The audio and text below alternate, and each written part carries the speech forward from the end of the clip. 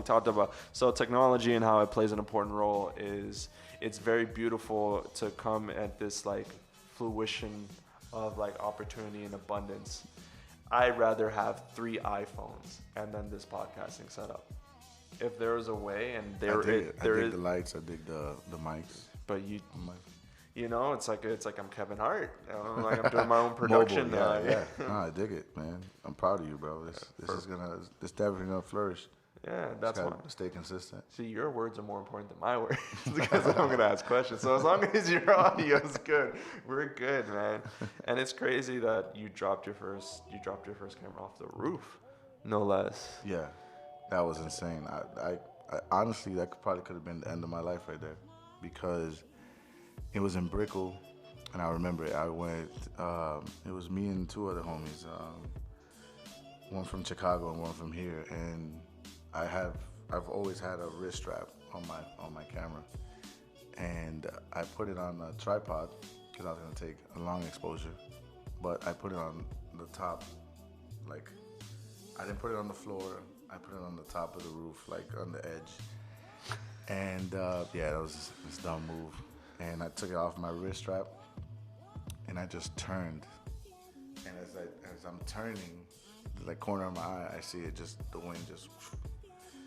And I go to it and I'm screaming like, no. And I'm looking down, I'm like, no. Like everything's going in slow motion. And then as I'm doing that, I realize it's like 6, 7 p.m., you know, in Brickell, and the Brickell Run Club is running through. And the first thing I thought of was, I'm like, yo, if this goes down and it hits someone, like they're dead. You know, like I'm trespassing because I wasn't supposed to be on the roof. Yeah. You know, And murder. And 2, it can be, you know, manslaughter. You know what I'm saying, or whatever it's called. You know, so. Killer shot. Yeah. So yeah, it luckily it hit the, like there was a like a floor that had the pool area before. I think it was like on the 10th floor, and it landed there, and it just went crushed to pieces. I still have it. I kept it for memory. Like that was a valuable lesson in my life. You know what I'm saying? Like I spent $2,500 of my money on that camera. Ooh. You know, and I learned my lesson big time then, and I became more grateful for everything. You know. But also grateful in the sense that nothing happened to me, you know, and nothing happened to anyone else that was running, or that it didn't hit somebody, you know what I mean? So you live and you learn, yo. Like it happened, cool. I lost $2,500. Like what's next? Yeah, How do we get that back? Died. No one you know? died. Yeah. Did it kind of inspired you to like maneuver differently now? Oh yeah, for sure. The good thing about it is that I remember it was at a perfect. Everything happens for a reason, you know. I feel like things are aligned, and you know, God works in different ways. You know what I'm saying? So that happened to me. I put it up on social media, and Leica reached out to me, and you know, they were talking about like a loaner program that they wanted. They wanted to send me a camera, and they sent me a camera. It was like the T, like a T. It was cool, you know, like. It's not something I would buy, but it, you know, I had a camera at the time. I had it for a while, and I remember I traveled with it. I went to Canada with it, took some dope shots, and I came back and they ended up letting me keep it. So I ended up having a camera, you know. I flipped it.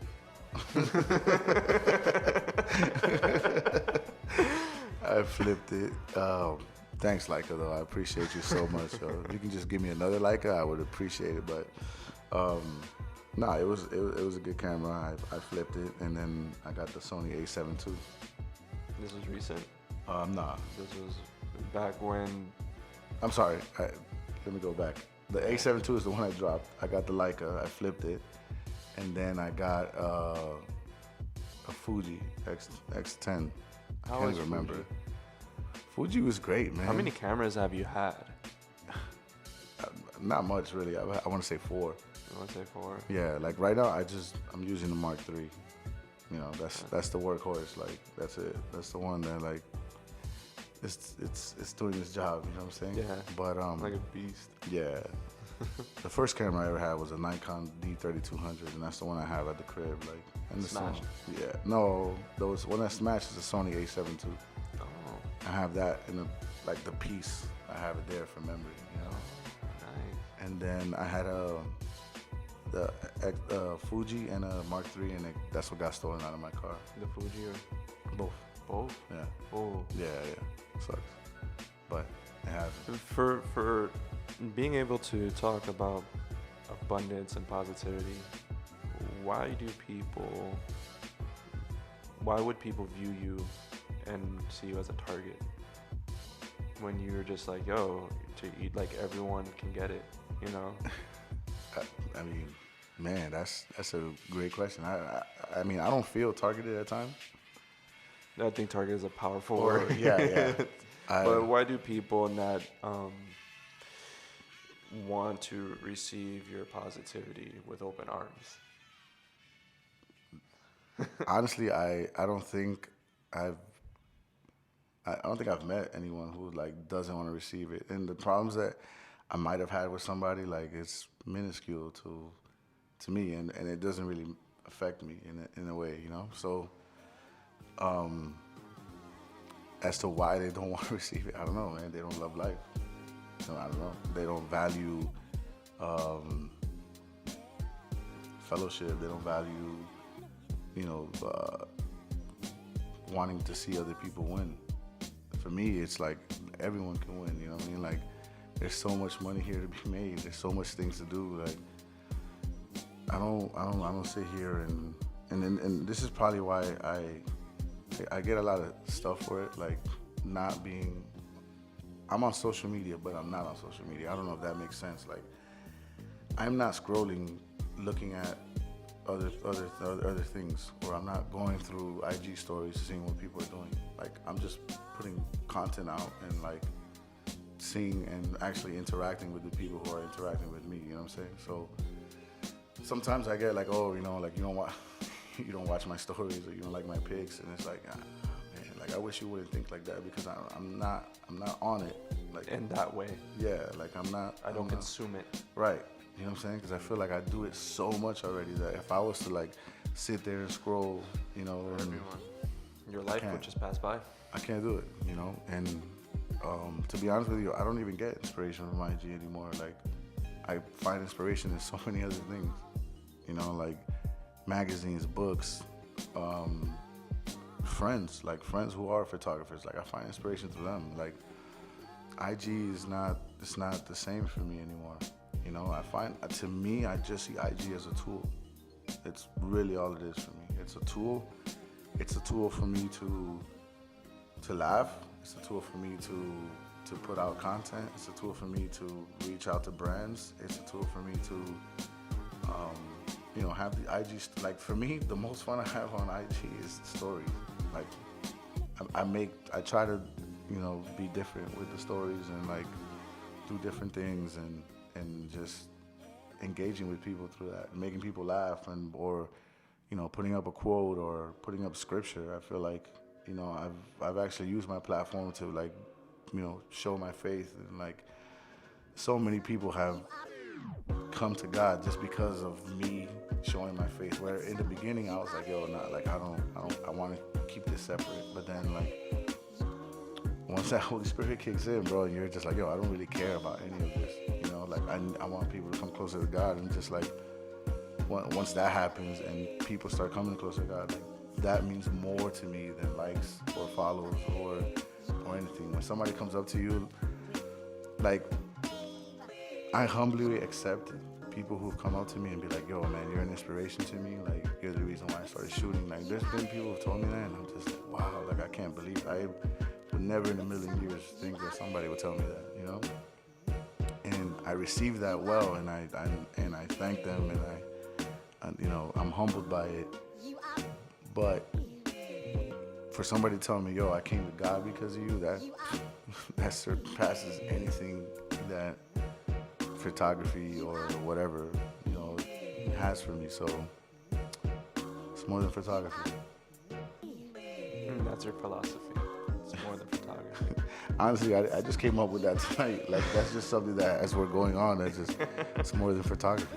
Well, it's a podcast, not a therapy session.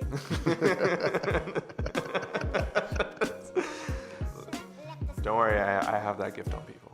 I have that gift on people. And it's just like, oh, tell me your life story. I'm just like, yeah. And I'm just like, I don't know if that's a gift or a curse, because, hey, do you feel better after? I'm just like, yeah. I'm just like, hey, I did it good. I did good.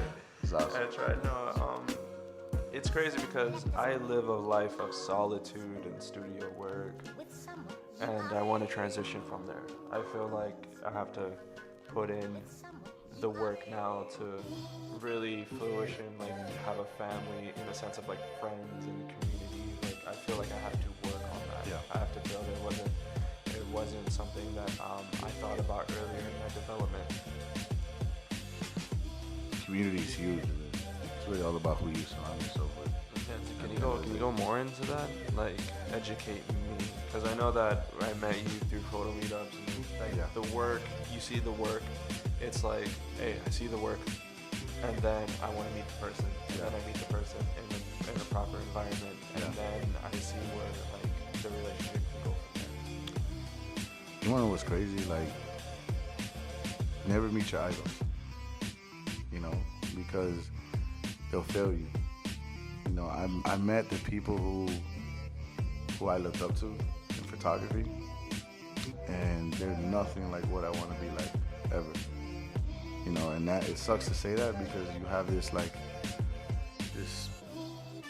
picture in your mind, like, man, they're amazing, and because they make amazing, they're great at their craft, you know, and they are, like, absolutely are, and still are. But just for me, it's more about the person, you know what I'm saying?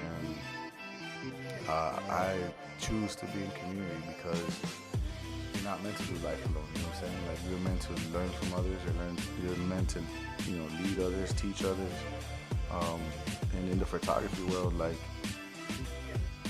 lately it kind of sucks because there's not photo walks anymore, there's not workshops, there's not a lot of this stuff. And I know that back then I was doing a lot of it, you know what I'm saying? Like, I was doing mad photo walks, and like, it got to a point I'm like, man, is this like helping people?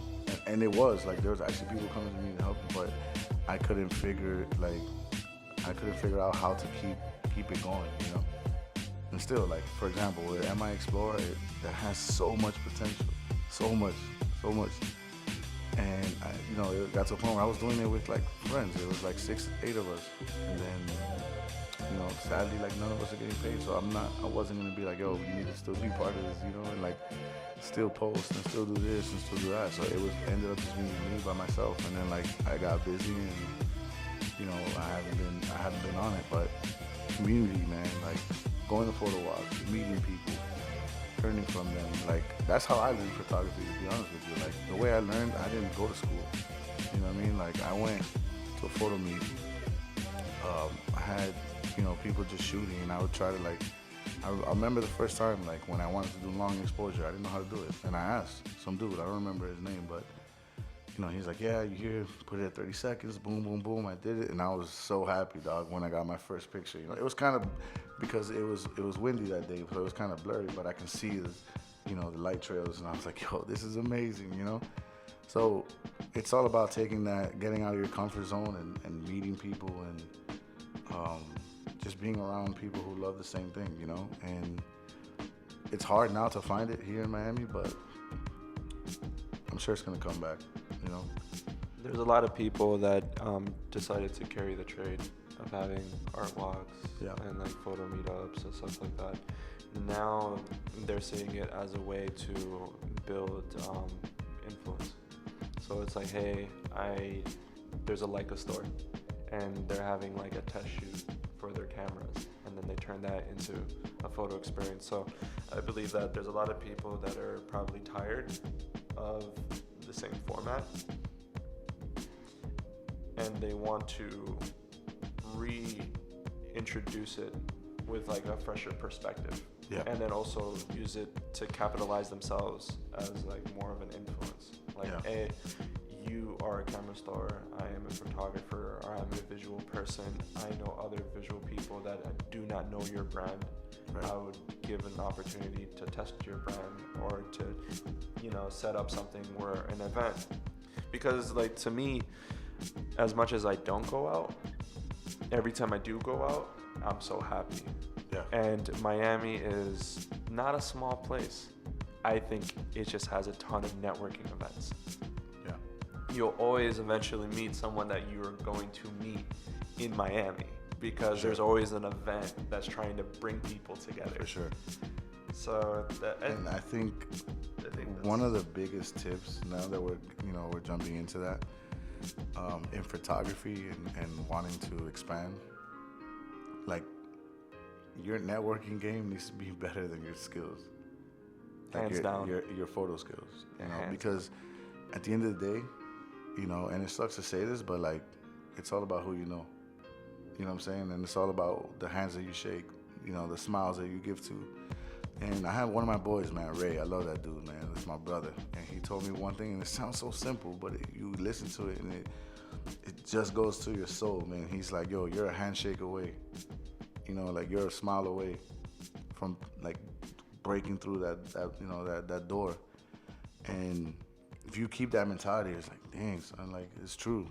Like I can easily be walking down the street and then bump into someone, have regular conversation, and he'd be like a CEO of a company, and he's like, yo, I want you to be, oh, you're a photographer? Dope. Show me your work. Oh, this is dope. I want you to be the photographer for my company. Here's $200K a year. Like you never know.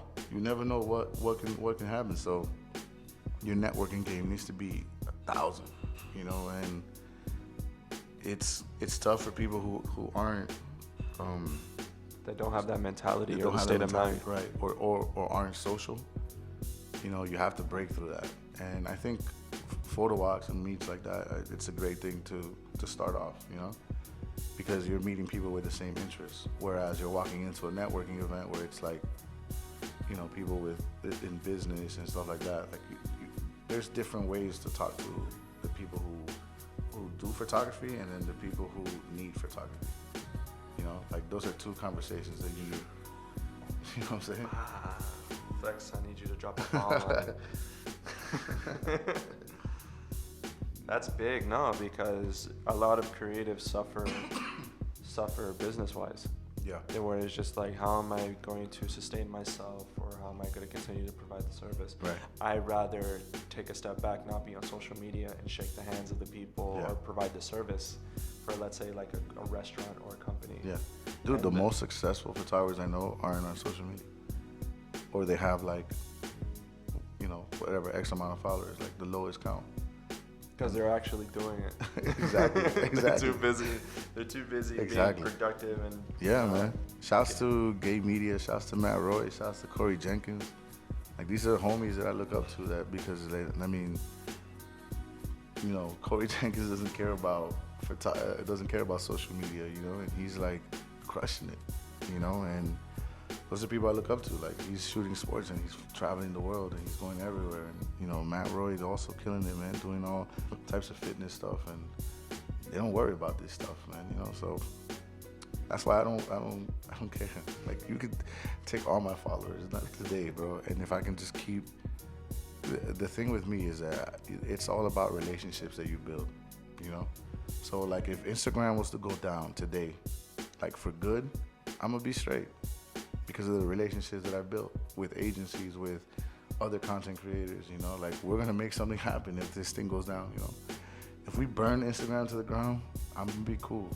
And also I'm gonna have a life, like I'm gonna have a real life. Like I'm gonna have friends that I've met through this amazing app that have become lifelong friends, you know what I'm saying? And sadly for some people, they can't say the same, like Instagram goes down, their whole life goes down, and not their whole life, but I mean like in the sense like they're gonna have to figure out something else, because they put so much emphasis on this app and not also like nourishing their real life, you know what I'm saying? So real life relationships with not only people but business and networking, all that.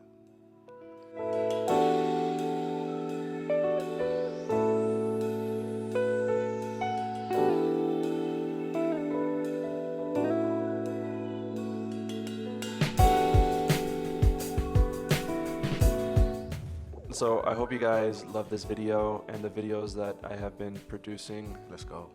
I love the people, I love the guests. If there's any feedback that you would like to give me, please let me know in the comments below. Yes. If you can please subscribe. If there's any way that I can improve on it, let me know. I'll be glad to hear it. And I also want to know what's on your mind. This is an ongoing conversation. So I want to, understand you guys more. I want to provide more value, more content for you. yeah. So if there's anything that I can do, just please let me know. I'll gladly help out to the best of my abilities to provide you this content. You're crushing it, bro. Let's go.